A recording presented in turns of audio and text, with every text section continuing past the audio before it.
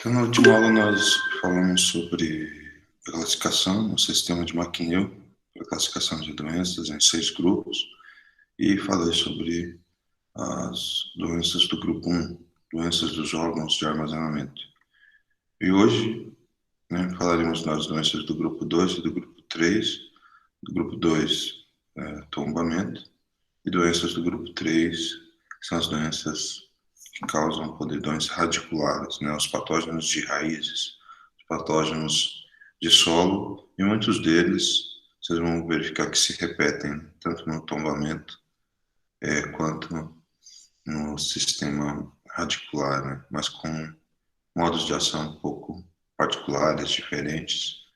As doenças radiculares, vocês vão observar, obrigado, Jussara, vocês vão observar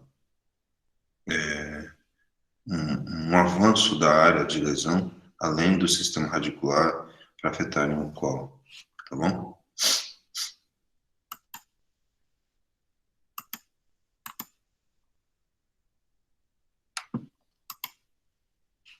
Vamos trabalhar, então.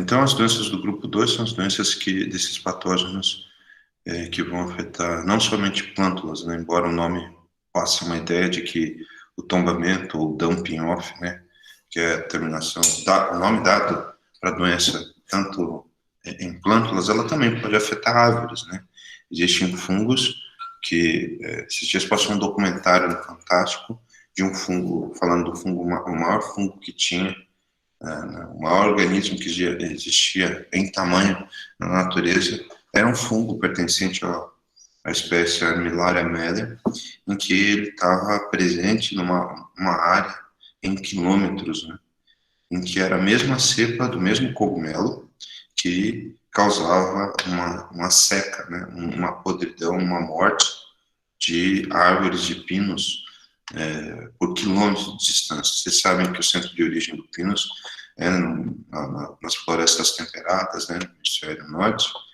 e lá vocês vão encontrar surtos desse fungo causando esses tombamentos, essa seca dessas árvores.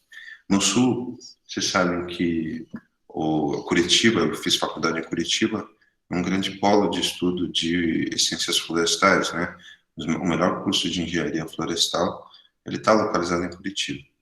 E lá e claro que a gente acaba tendo influências, E dentro do departamento onde eu até estudei, fiz bolsa de PIBIC, de fitopatologia, tinha a disciplina de patologia florestal, então a gente sempre via materiais desse mesmo fungo de armilária também no sul.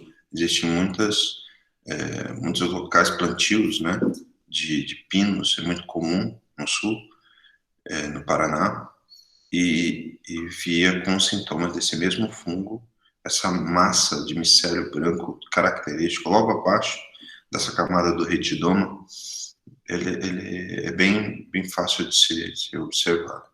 Nesse cordão micelial que ele forma, numa tamanha distância, e que provoca esses sintomas de tombamento.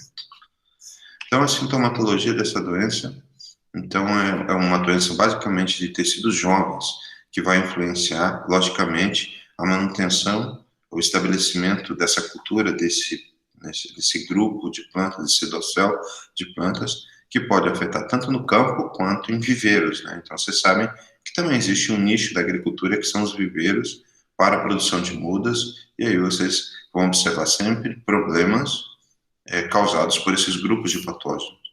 E um dos pontos essenciais que estão relacionados tanto no campo quanto em viveiros é o fator de umidade relativa e esse adensamento, Então, por isso que você vê trabalhos de zoneamento de cultivares de espécies de plantas regionais para descobrir qual é a população de plantas, Quando eu falo população de plantas, é o número de plantas por metro quadrado ou por centímetro quadrado que você tenha dentro de uma área para distribuí-la de forma que não haja uma competição. Quando vocês estudam plantas daninhas, o Paulo, com certeza, ele fala para vocês muito sobre essa história da competição dessas espécies tão rústicas estão adaptadas, né, com uma velocidade de crescimento e uma série de características fisiológicas, né, supremas, que fazem com que a planta cultivada ela não consiga absorver nutrientes, não consiga alcançar luminosidade adequada para se desenvolver. Então, além da competição que existe, né, da planta cultivada com plantas daninhas, as próprias plantas podem competir entre si, e no momento que há essa competição, vocês podem ter condições de umidade e temperatura que favorecem o desenvolvimento dessa doença, tá? E aí, consequentemente, vocês vão ter essas podridões ou em pré ou em pós-emergência. Então, quando vocês fazem um plantio, a podridão em pré é antes dela ocorrer a emergência, dela emitir a sua estrutura reprodutiva para a parte aérea. E pós-emergência são sintomas que ocorrem de podridão, de colapso desse colo e morte dessa planta. Ele está falando de tombamento, né? Consequentemente, impedindo essa vascularização desse tecido. Um elemento muito importante, né, que pode acontecer do tombamento é uma área do tecido ou de podridões radiculares, onde ao invés de você pegar toda a circunferência, agora eu pego a aula de anatomia, né, da anatomia vegetal lá do Marcos Ramos, uma área, vamos imaginar, 50% comprometida com o ataque de um patógeno, né, ou então que faça com que você tenha, ou então a área do sistema radicular ou do colo afetada por esse patógeno, que pode também afetar uma planta que tem um diâmetro maior do colo, afetar apenas metade. Então a gente pode ter o que a gente chama de um D-back, né? Uma morte ascendente, onde você vai ver metade de uma copa de uma planta com um porte um pouquinho maior, com uns sintomas de seca, de murcha provocados pelo organismo. Mas nesse caso aqui, ele estaria mais atrelado ao próximo grupo de doenças, seriam doenças radiculares e também para plantas de um porte um pouquinho maior. Então você pode ter um avanço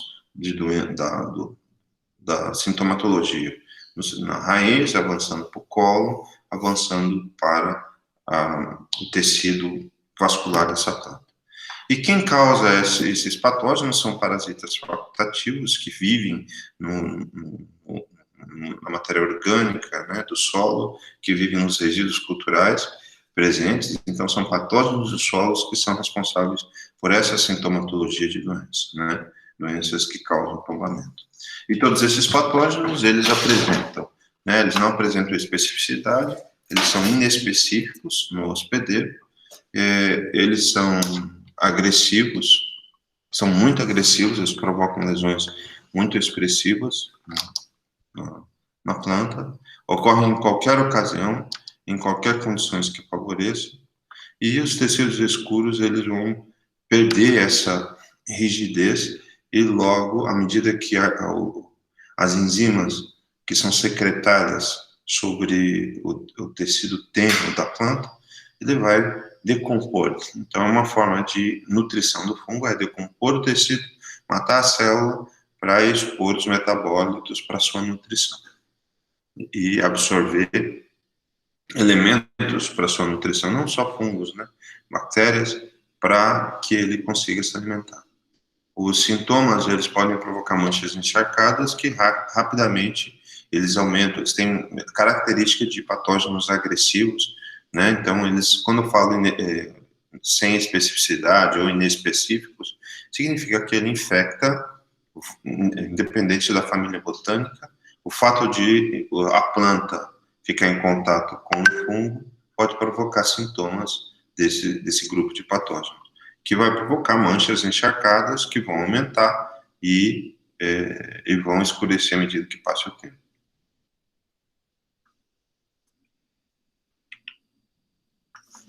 Então, aqui é uma planta, uma solanácea, um teste que a gente estava fazendo de inoculação artificial. Então, a gente fez uma suspensão, né? Colocou aqui uma suspensão de zoósporos de Phytophthora. E, olha, reparem os sinais, né, de fluorescência fúngica. Aqui é o oídio, né, na folha, mas além de oídio, você está vendo esse colapso, ou você vê a murcha, né, essa podridão da primeira folha verdadeira e o par de folhas cotiledonares afetadas por esse grupo de fungos.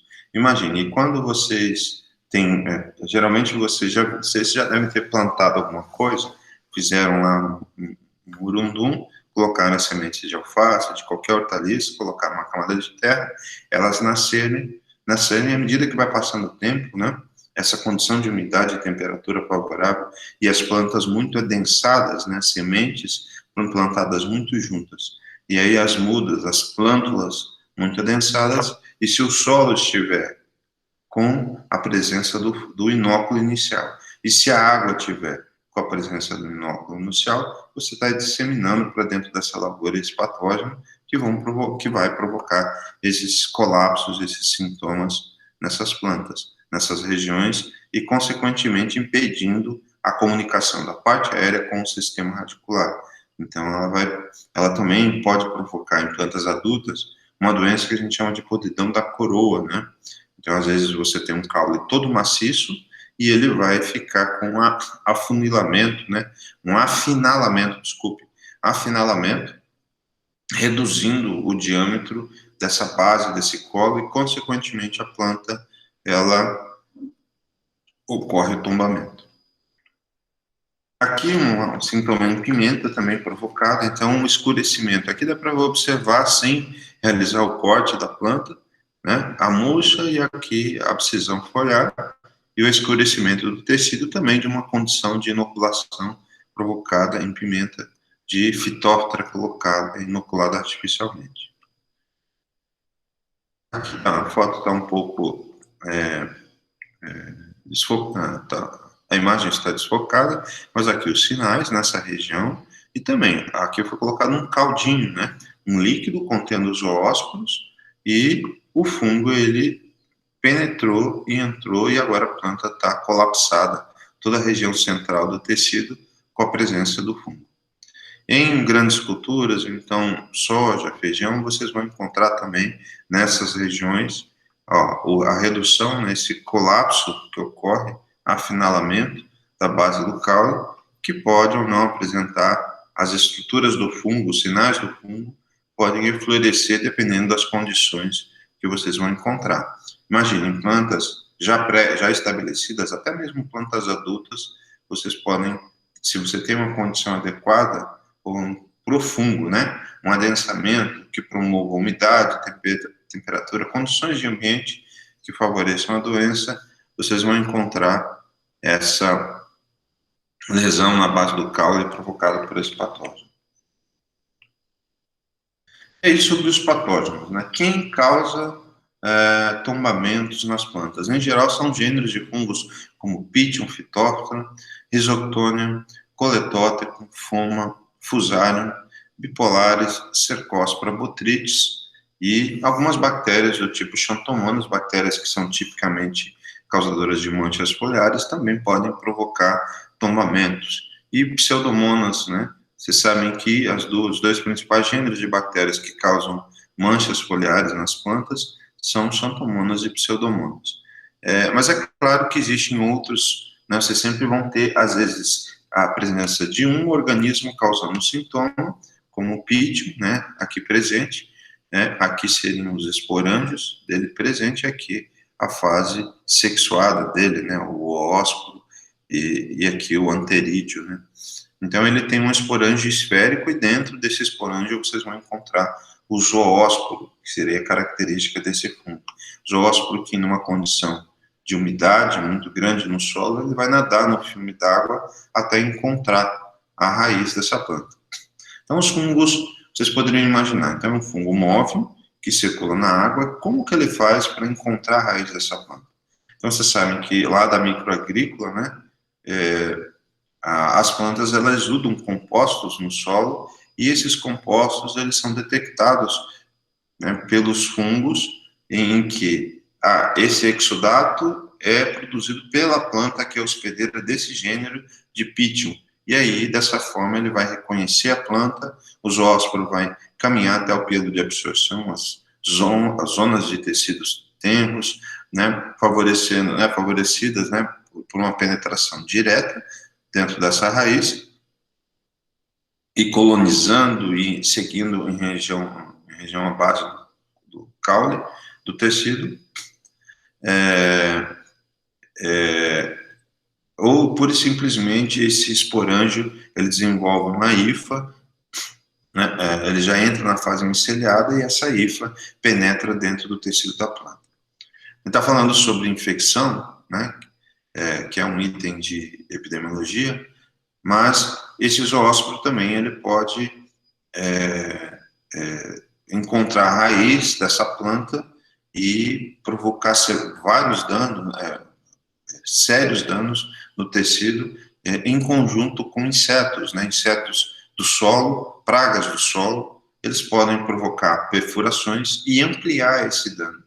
E o que eu gostaria de deixar registrado aqui é que vocês podem ter complexos de associações de Fusarium com Rhizoctonia, de Phytophthora com Pythium, ou de um, de dois, de três, de mais de um organismo, basta que você dê as condições favoráveis.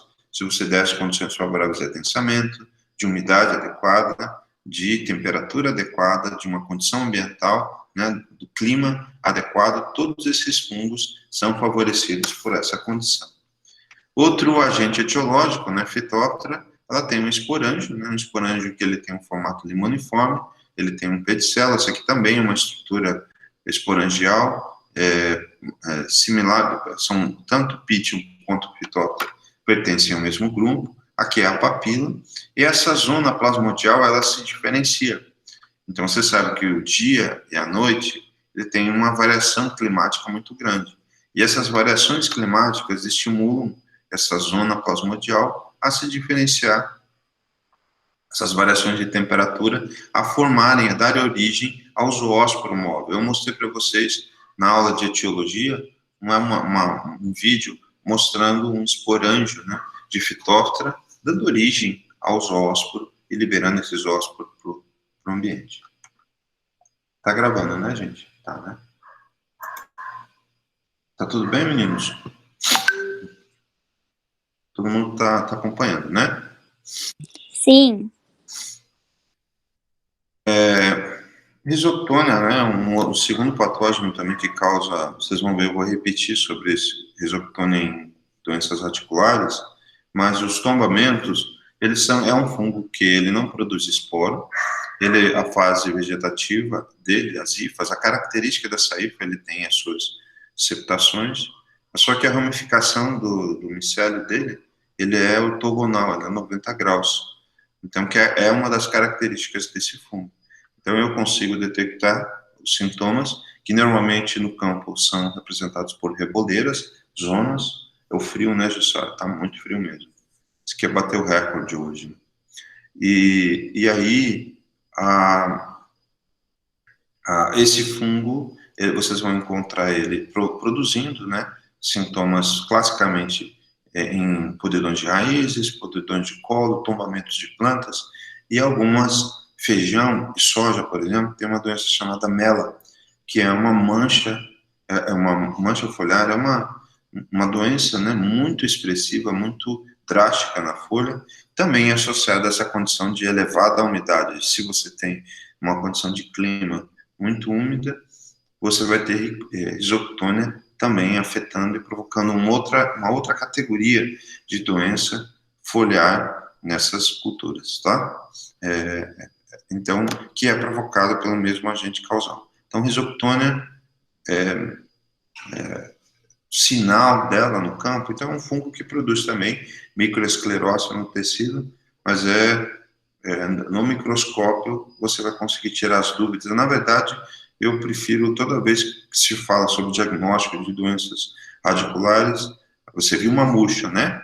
Você viu um tombamento nessa planta, isolamento do tecido em meio e deixar por um período de 24 horas o tecido em câmara úmida e fazer uma lâmina, né, uma fita com fita adesiva para observar os sinais. Se ocorrer fluorescência nos tecidos, naqueles sintomas que eu mostrei anteriormente, e se não mostrar, se não apresentar sintomas, o isolamento, e aí eu preparo lâminas do material isolado para eu conseguir reconhecer. Então é muito complexo, às vezes, esses padrões, né? que a gente vê. Às vezes tem alguns padrões que são fáceis, que são fáceis de poder reconhecer qual é o agente causal, já que vocês podem ter associações complexas entre eles que provocam esses tombamentos. E o coletótipo, né? Então aqui características, né? Um coletótipo que é um órgão que produz sintoma de um órgão de armazenamento, que a gente falou na última aula, grupo 1. Aqui o apressório dele formado, ele é escuro, robusto, a massa de esporos sendo produzida de coloração alaranjada, e esse fungo ao mesmo tempo também pode afetar a região do colo, da mesma forma que ele produz uma lesão aprofundada num tecido, num órgão de armazenamento, ele pode ser transmitido pela semente, aqui são os conídeos, aqui as células conidiogênicas produzindo os conídeos desse fungo, e esse fungo pode também provocar tombamento nas culturas, né? Agora, ainda sobre etiologia, foma, né? Foma que é um fungo que ele tem um corpo de frutificação piquenidial, né? Então, você reparem essas bolinhas no meio, né? Ele é o local por onde há a eliminação desses esporos. No interior desse piquenídeo, os conídeos são produzidos, eles têm um formato cilíndrico, e eles são eliminados, né, expurgados aqui por dentro do tecido e que podem afetar, provocar, serem detectados, identificados também nas regiões do colo das plantas,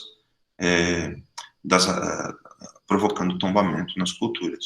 E o famoso fusário, né, que a gente vê como um importante patógeno de murchas vasculares, aqui o fusário, né, os macroconídeos, né, que é caracterizada pela presença de macroconídeos e microconídeos, e que esses macroconídeos, que são o conídeo grande, ele pode formar esporodóquios, né? Aqui são as estruturas reprodutivas, a estrutura chamada de esporodóquio, que é produzida, que seria esse agrupamento de conidióforos do fungo. Repare que o conídeo dele é multiseptado e ele é navicular, é um fungo também muito importante, muito comum, então, que é um fungo do solo, e nós temos várias doenças em culturas, já que agora, nessa etapa final da disciplina, a gente está falando sobre grupos de doenças, de certo modo, é uma introdução sobre como que vai ser a dinâmica da fito 2, né, que a gente vai estudar as doenças das culturas, né,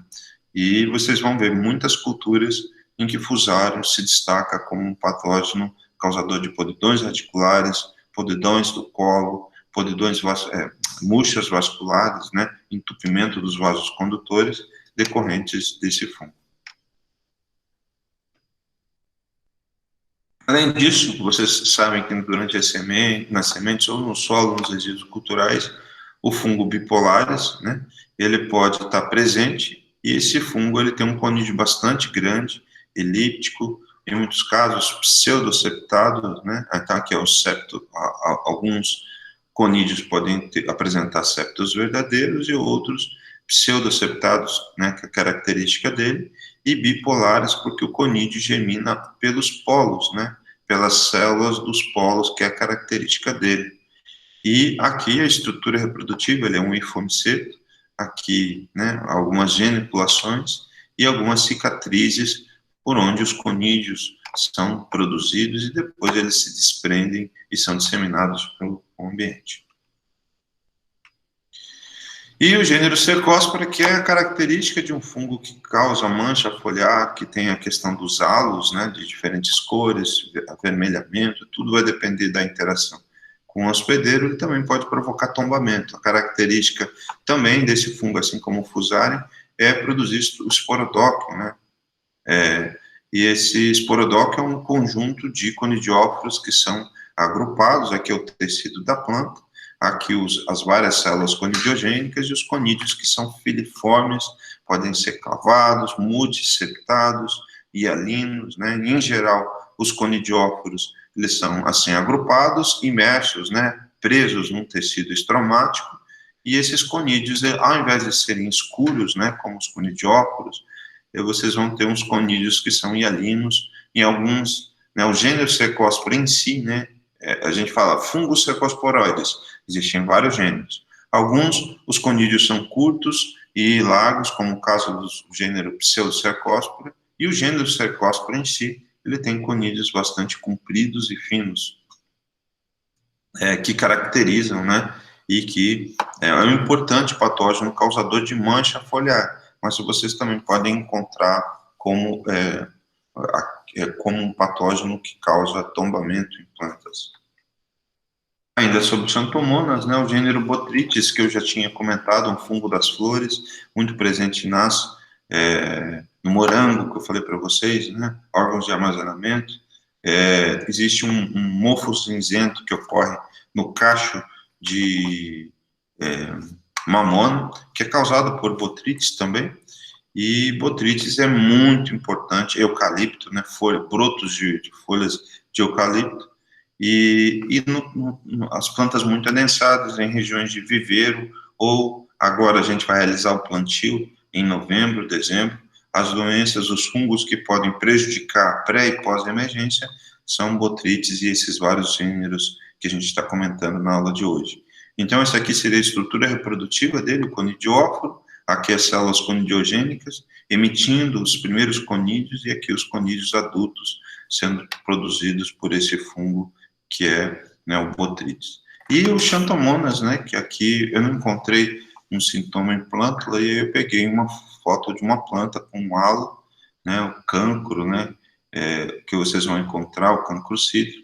Vocês vão ter Xanthomonas como um agente causal, vocês vão ter Xanthomonas causando queima de brotos em mandioca, Xanthomonas, inclusive em mandioca, embaixo da terra, você vê apodrecendo, aí tem uma relação com a aula de hoje, apodrecendo a raiz tuberosa de mandioca. Eu já encontrei isso no campo, e é uma doença chave, acho que foi numa visita técnica na Embrapa Cerrados, e tinha Xanthomonas como agente causal causando podridão. Geralmente você vê somente uma atribuição de podridões de órgãos do sistema radicular, Levinia, Pectobacterium, como a gente falou na última aula, mas você vê no caso de mandioca, seca de brotos, né, problemas vasculares causados por Xanthomonas e podridões de raízes de mandioca desencadeadas por essa bactéria.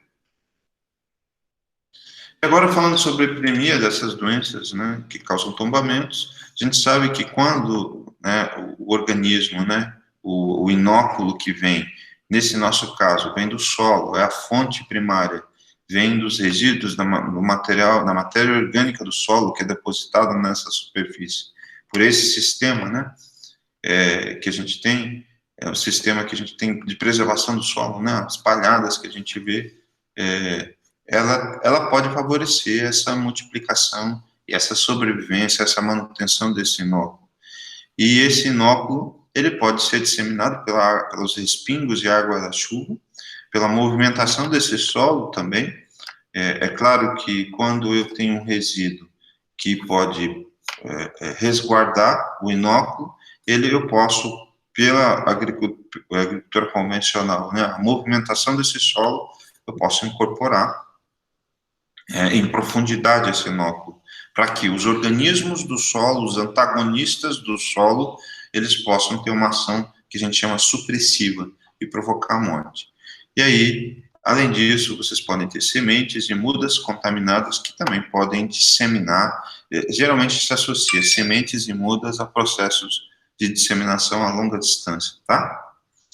E a infecção ocorrer, né, à medida que encontra o tecido em contato, né, que foi disseminado, o inóculo que foi disseminado, a ponto de que ele ficou em contato com o tecido da planta hospedeira, reconheceu a planta como sendo hospedeira, e esse contato dessa semente em solos vão desencadear os sintomas que a gente chama de podridões de plântulas em pré e pós-emergência.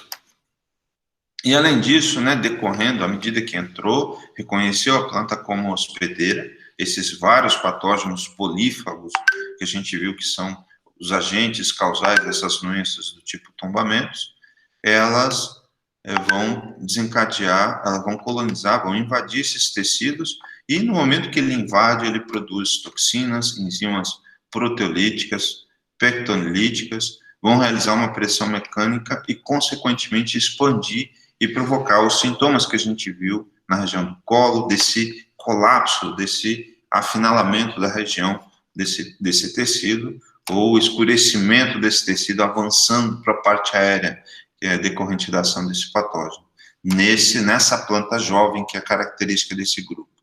E, consequentemente, como é um patógeno do solo, ele sobrevive.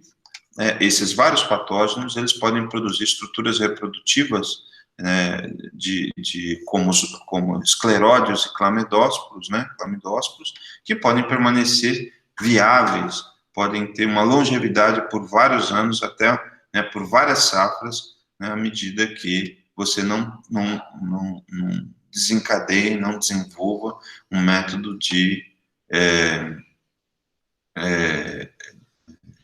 reduzir esse inóculo à medida que vai passando o tempo.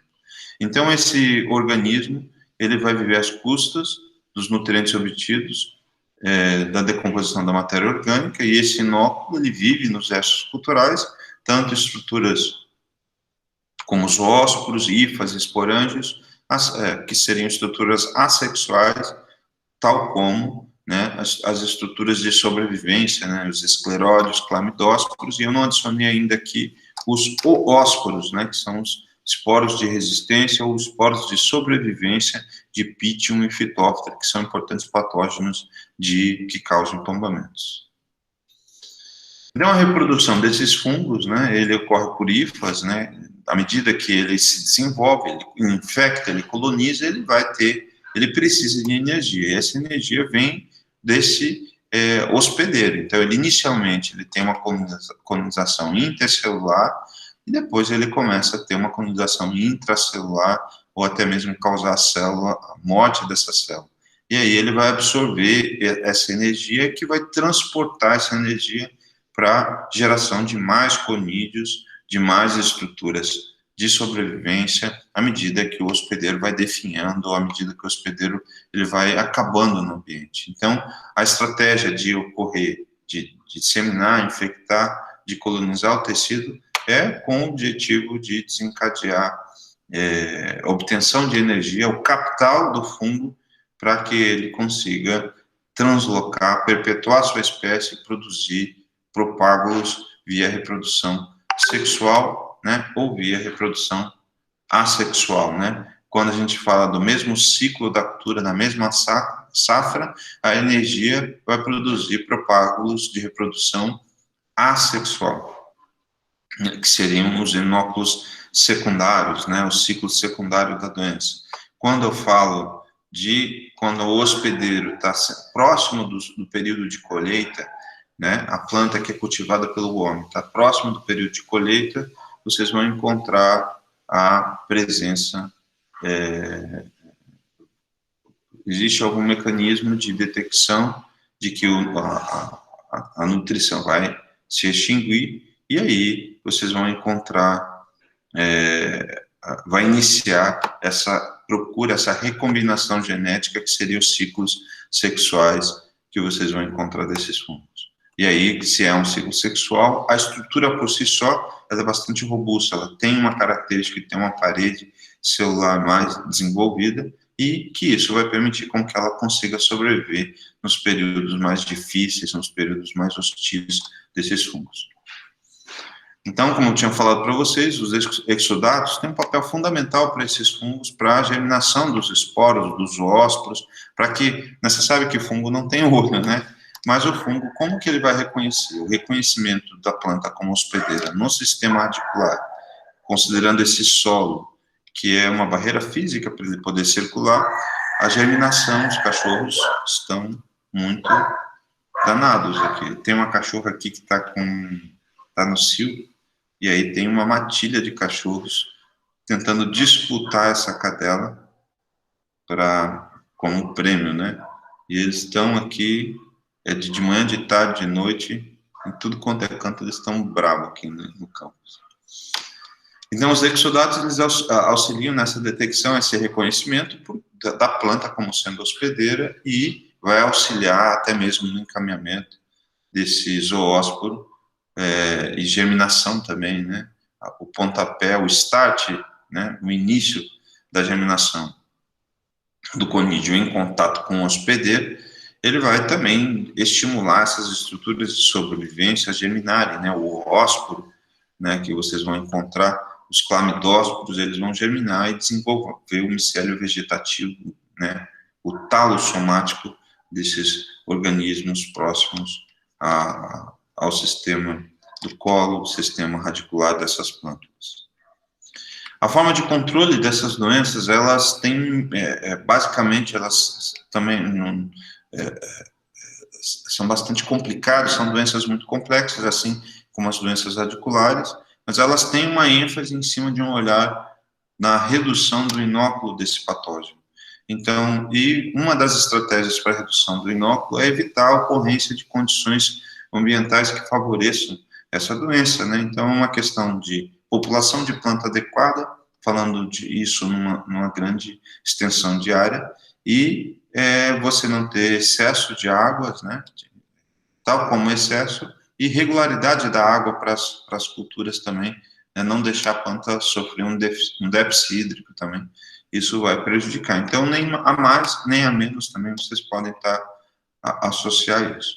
Então, como eu tinha falado para vocês, as sementes sadias, então, das próprias características da epidemiologia e da etiologia dos patógenos, vocês podem traçar essas táticas que eu estou apresentando aqui de controle de doenças de tombamento. Então, para evitar com que o seu viveiro ou as suas plântulas, né, as espécies que você vai cultivar, né, elas sejam afetadas por patógenos, você vai fazer com que inclua uma semente que seja sadia. Vai escolher, né, vai tomar a decisão de uma semente sadia. Essa semente, né, também, se essa semente não estiver sadia, ou então você não tiver uma completa confiança no material de propagação, uma forma de erradicar esse patógeno, esse possível patógeno que esteja presente nessa semente ou nesse propágulo. Às vezes, algumas culturas, elas são multiplicadas né, são produzidas, sintetizadas não, são produzidas na área e consequentemente provocam, tem algum patógeno, você pode tratar essa semente com fungicidas, com moléculas que tenham ações antifúngicas.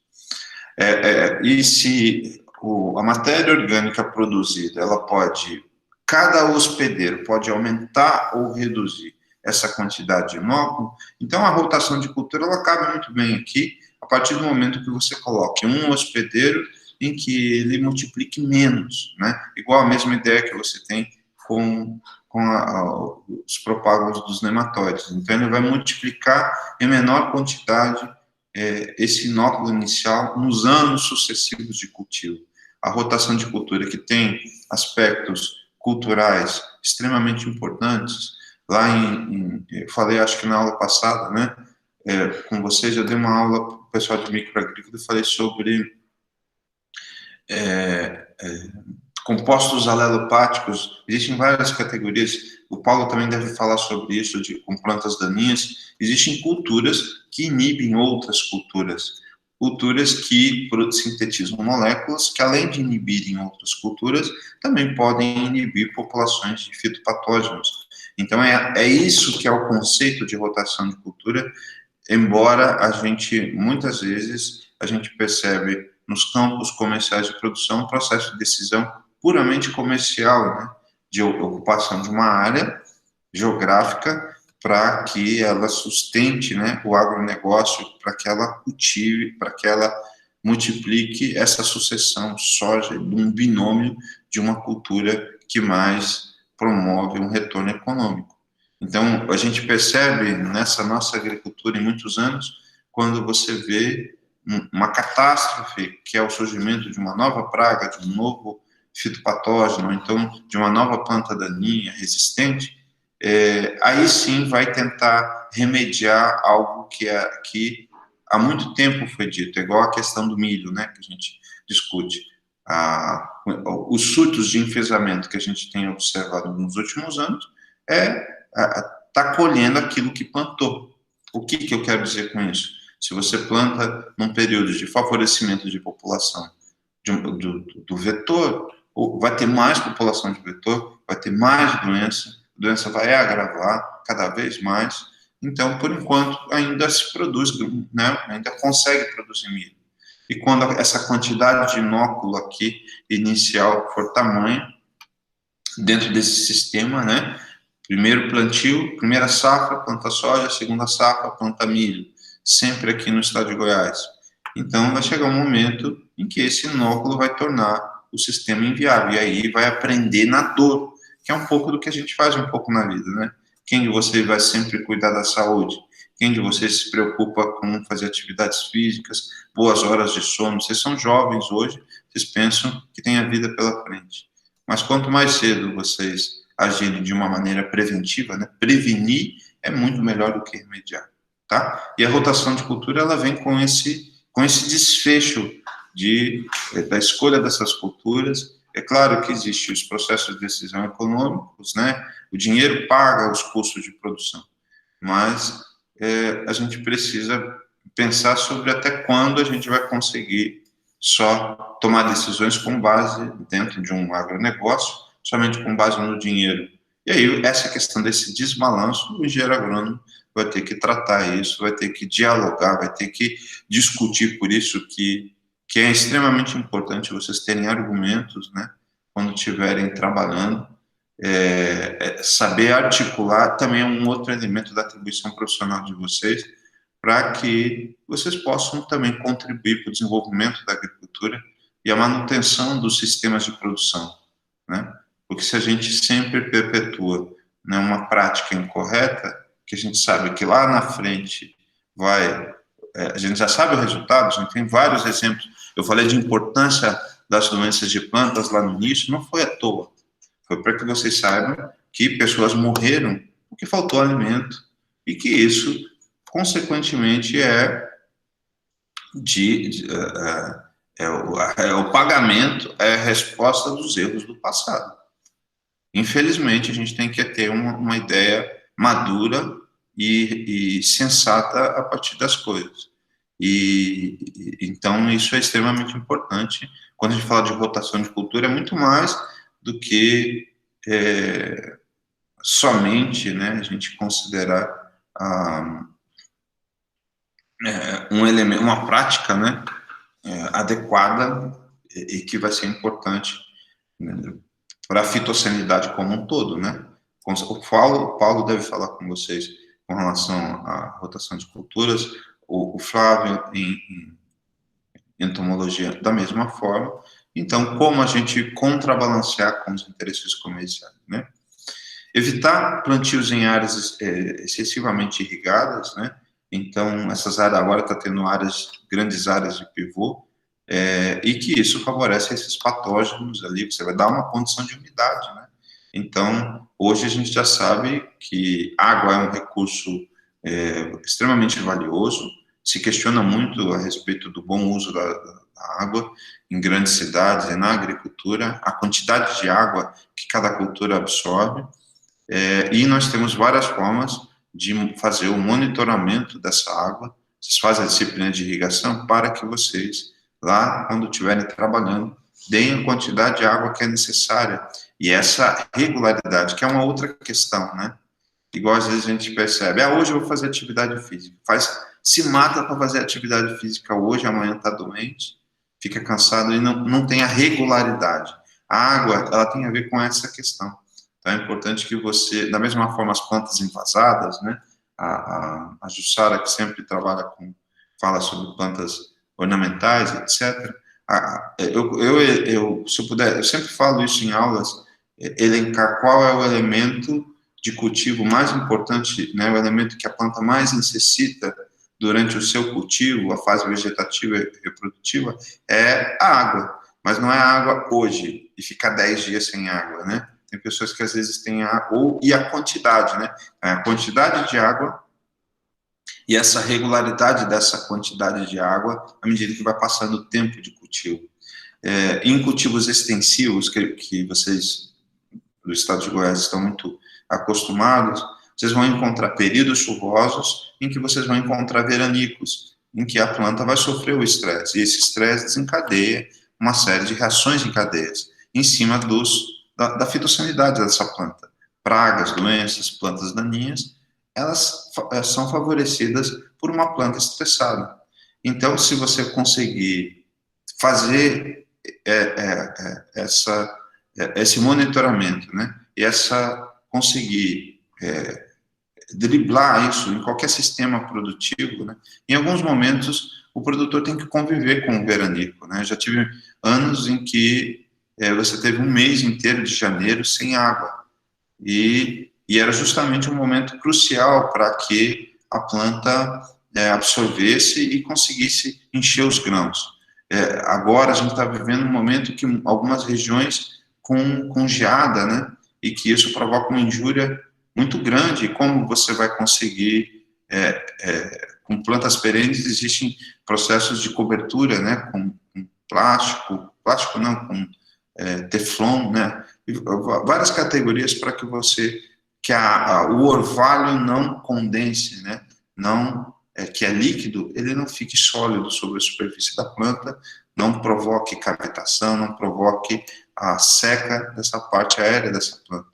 Então, existem formas de você tentar prevenir. Então, na verdade, quando você pensa, você se especializa em uma prática, né? Imagine a prática de ter um veranico, né? Como é muito comum aqui na região, você vem o tempo, senhor, né, do destino, vem com um outro problema para que o técnico tente resolver, como é o caso da geada que a gente está passando esse ano, né? Imagine as espécies em que você tem um grande investimento, que é dentro de uma área de pivô, nessas áreas irrigadas, que é uma grande excelência aqui, a região de Cristalina, a região do Centro-Oeste, como grandes produtores de espécies vegetais dentro desse período, né, dentro das áreas de pivô, e essas áreas excessivamente irrigadas vão favorecer patógenos devido a essas condições, né, favoráveis. Então, evitar isso é uma forma de controlar. O uso de adubações adequado, de adubações nitrogenadas, porque um tecido vai ficar mais tempo, né? Então, a partir do momento que você tem um excesso, ela vai vegetar, né, com grande expansão, e, consequentemente, vai fazer com que haja um favorecimento, né? Então, a parede celular do hospedeiro, ela não vai ficar tão compartimentalizada, e aí as enzimas, a atividade de infecção do fungo vai ser favorecida quando você tem uma planta com excesso de nitrogênio. Ela vai ficar mais quebradiça, vai ter mais ferimentos, e aí os patógenos vão infectar. Redução da densidade de plantas, então isso vocês poderiam concluir, baseado no que eu comentei até agora, na aula de hoje. E pulverização, né? Pulverização com produtos químicos. Então, não foi, né, por acaso que eu coloquei aqui por último, né? Então, eu vou tratar de problemas de tombamento com produtos químicos. Mas você faz um checklist aqui, ó. Você fez isso? O que você fez de práticas que promovam essas outras medidas, né? Lembrem que controle é manejo de doenças. Então, essas outras práticas você conseguiu cumprir, e aí, a partir dali, você vai utilizar, né, alguns grupos químicos de fungicidas para aplicar sobre as suas plantas e realizar as medidas de controle. Tá bom?